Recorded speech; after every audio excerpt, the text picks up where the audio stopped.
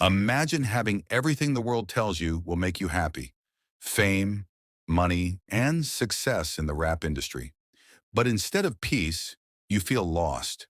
That was the reality for Mutah Napoleon, a former rapper who walked away from it all for something far greater. What made him trade the spotlight for a life of faith? How did he go from the music industry in America to living in Saudi Arabia as a Muslim?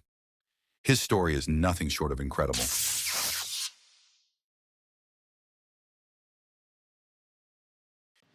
Bismillah wa salatu wa salam ala Rasulullah Muhammad sallallahu alaihi wasallam.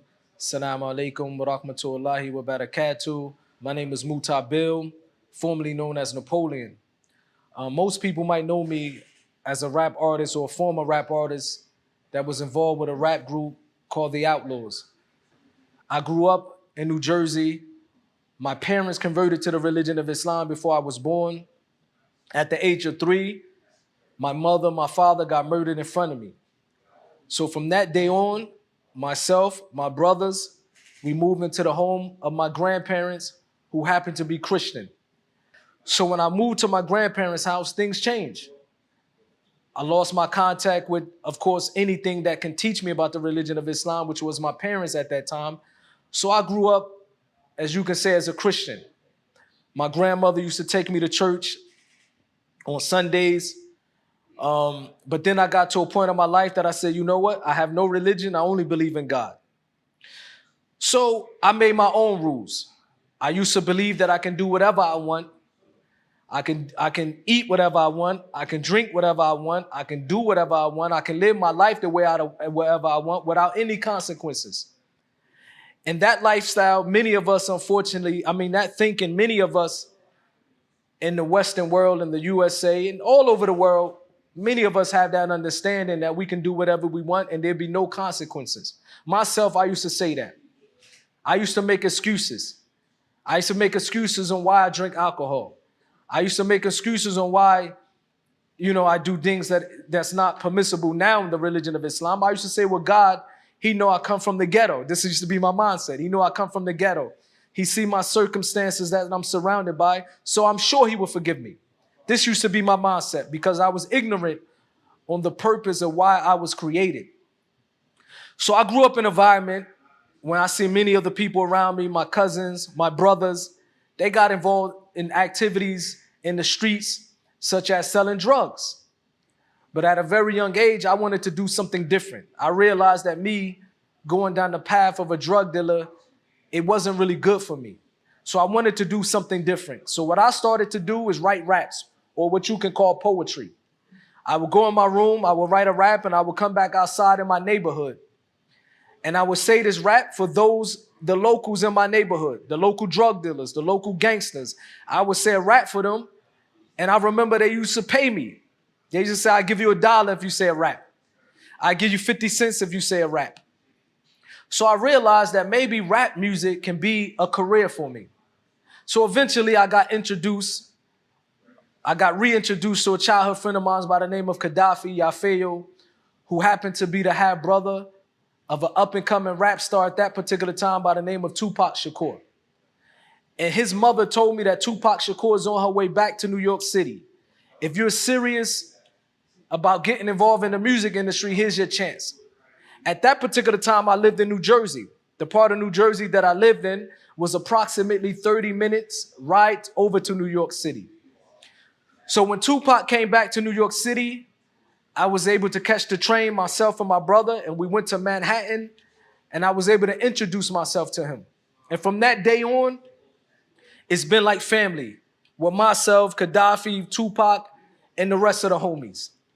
So eventually, Tupac put a rap group together. He wanted to call us the Young Thugs. And then we went to Dramacidal, and eventually we went to called the Outlaws. I appeared on the first record that I appeared on was a record called Me Against the World with Tupac that sold to this day 5 million records. The next album was an album called All Eyes on Me. That record sold 20 million records.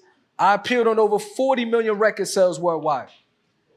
And I remember when I got involved in the music industry, I thought to myself that this lifestyle will bring me a happiness that I used to see other rap artists on television.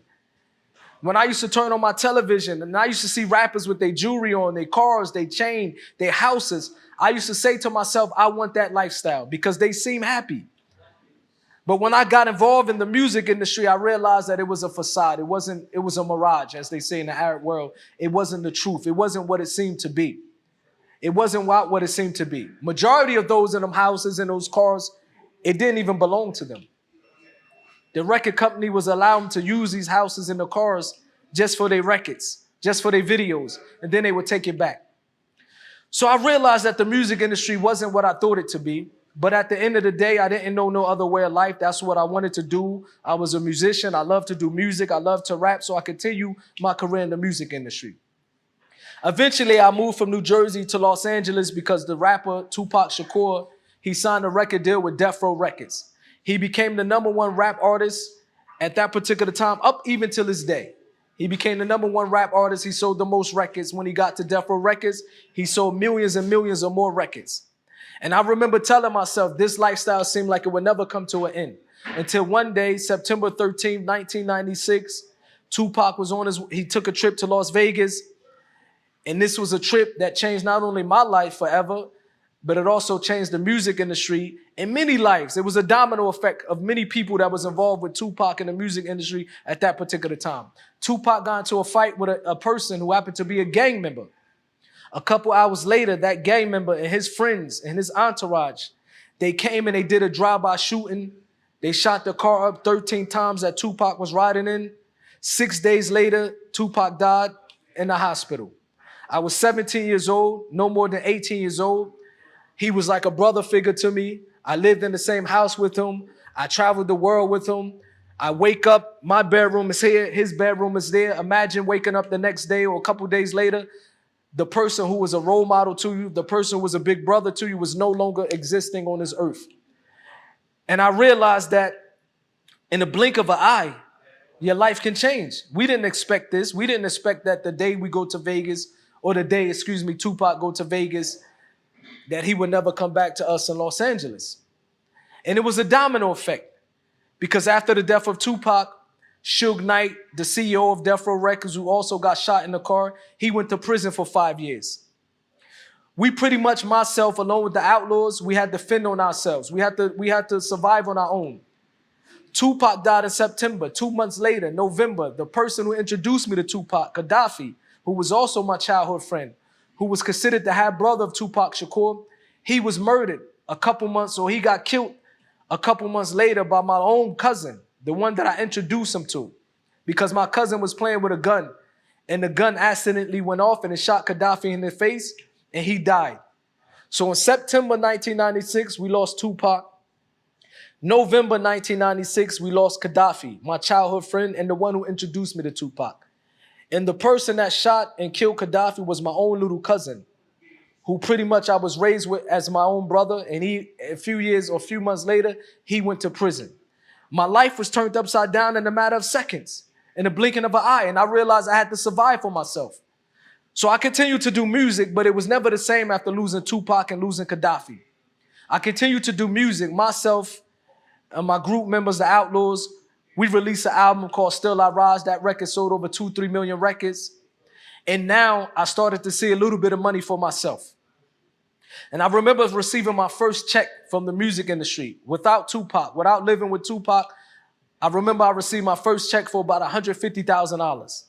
And I remember another 6 months later, I got another check for about $80,000. So I said to myself, finally, I can also live the so-called American dream. The first thing I did with my money, of course, I purchased some jewelry, and then I purchased my own home. I purchased my first home. It was a townhouse. I lived in it for 1 year. As the Prophet ﷺ, he said in the hadith that the son of Adam would never be satisfied until the dirt of the grave filled his mouth. I remember being in this house for 1 year and I wanted something bigger. 1 year later, I went to another house in the gated community, all $1 million homes, and I purchased a house there. A year later, I felt uncomfortable. I said, I need a bigger home, and I purchased another bigger house. And I realized that the more that I kept moving into these homes, I realized that something was missing. It wasn't the house that I was living in. It wasn't the size of the home. It wasn't the amount of bedrooms in the house. I realized that it was something inside of me that was missing, but I couldn't put my hands on it. So I was searching and I started to question myself. I started to, I would go to sleep at night. Imagine 21, 22 years old, falling asleep in $1 million homes. And I would say to myself, I have this house. I have money in my bank account. I have a brand new car I have brand new cars. I have jewelry. But the only thing I don't have is happiness. Every single day I would fall asleep asking myself, where can I get happiness from? So I started to say, you know what? It's best if I experience other things in life. I was making up excuses, the reason of why I don't have any happiness. I was making up all types of excuses. I didn't realize that my happiness was my depression, and my unhappiness was because I was living my life in contradiction and opposition of what Allah created me for. And I remember one day, this was a point, I got to the point of my life, I didn't even care if I wanted to live anymore. I said to myself, I'd done everything you can imagine. I lived a high life. I lived in a gated community, $1 million homes. I flew on private jets. I sold millions of records. Everything that you can probably imagine that will bring you happiness, I was able to experience that. So I got to the point, I said, you know what? There's no need for me to live anymore. What I'm going to do now with my life, I'm going to intoxicate my body. I'm going to intoxicate my brain. Every single day for the rest of my life, I made a pledge that I'm going to be drunk and high until I die. This was my pledge because I didn't want to live anymore. I was so unhappy that I said that I'm going to drink, I'm going to intoxicate myself because there's no purpose of life. And one day, in my mind, in my state of intoxication, I was in a recording studio and I got into a fight with my own little brother. And when I fought my brother, unfortunately, I could have killed my own little brother. He had to go to the hospital because he had to get staples to put back the hole in his head. He had to get staples to close the hole in his head. And that day, by the permission of Allah, there happened to be an American Muslim named Mutah Beale, who was also a musician. When he seen the fight between myself and my little brother, he broke the fight up. And he asked me what was my name. And I told him my name is Mutah. He said, it sounded like an Arabic name. How did you get that name? I said, well, because my mother and father were Muslim. He said, so are you a Muslim? And I was drunk, and I said, yeah, I'm a Muslim. And he started asking me about Islam. I said, well, to be honest, I don't know nothing about Islam. And you know what was crazy? There was an artist. Most people who might know him, he was from England. His name was Seal. He was an artist that did, I would say, pop music. So one day, Mutah, he come to me, and I went to Mutah and I told him I want to do a song with his artist Seal. And Seal at that particular time, he don't do music with no one. But this guy, Mutah, he made it happen. So myself, the Outlaws, we did a record with Seal. And when it was time to pay, the guy Mutah, the brother Mutah, he called me and he said, I have to send you the bill to pay. I said, how much is going to cost? He said, I don't want you to pay me money.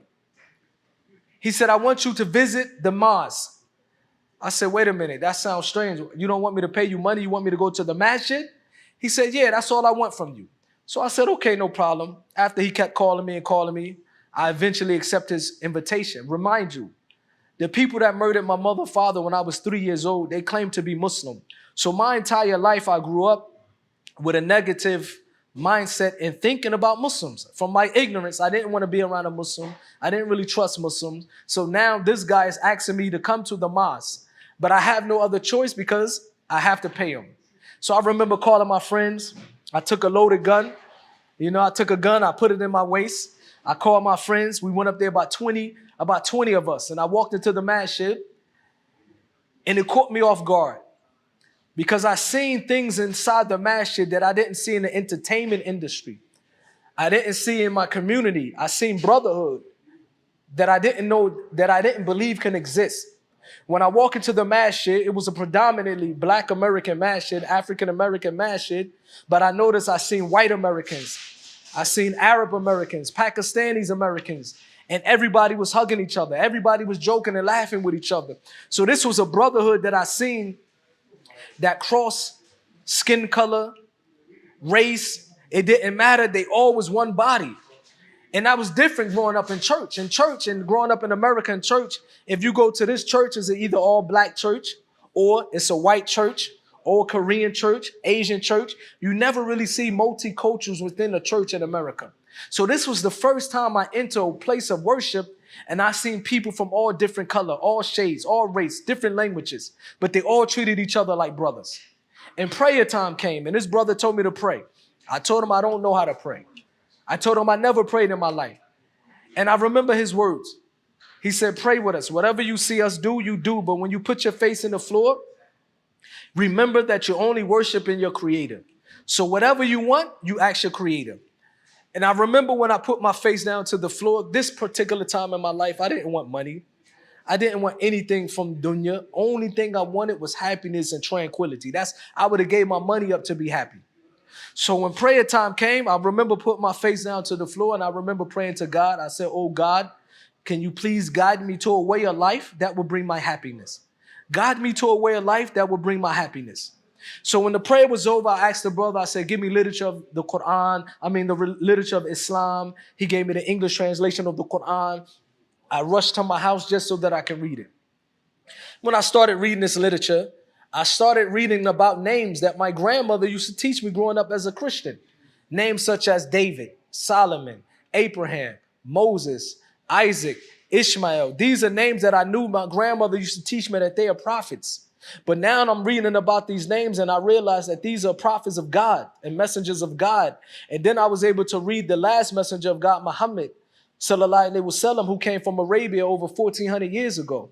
And he came with the same exact message of Abraham, Moses, Jesus, and David. And that message was to worship your creator. The purpose of our life is to worship our creator. And when we say worship our creator, it doesn't mean we worship and pray nonstop. No, a Muslim, Islam is a way of life. This is why Muslims, we worship our creator from the day we are born until the day we die, not just praying. Our speech is worship because it's going to be for us or against us on the day of judgment. Our business dealings is for us, is worship. The way we deal in business, either we're honest or we're unhonest. These things is going to be against us on Yom Qiyamah, or on the day of judgment, or for us. The way we deal with our friends, the way we deal with our family, the life of a Muslim, everything is worship. The way we eat, we say Bismillah. This is a worship. So when Allah said He has not created mankind and jinn except to worship Him, this is the life of a Muslim. So after reading this, I called the brother. I said, Alhamdulillah, I'm ready to become a Muslim. I accepted the religion of Islam in 2002, and I've been a Muslim from 2002, alhamdulillah, up until this day, and I ask Allah to make me live and die as a Muslim. All of us. I accepted the religion of Islam in 2002, and by the permission of Allah, I was able to move to Saudi Arabia in 2010. And I've been living in the kingdom of Saudi Arabia for the past 10 years now, alhamdulillah. So my advice to the new Muslims, you did the best thing that you can ever do in your life. You made the best decision. And you was able to come closer to why your purpose of life is to worship your Lord, to accept the religion of Islam and worship your Lord. Now, for the new Muslims, congratulations. May Allah guide us all, protect us all, give us correct understanding of the religion of Islam. As Muawiyah ibn Sufyan, he said that the Prophet ﷺ said that if Allah loves someone, He give them correct understanding of Islam. So we ask Allah to love us and give us correct understanding of Islam.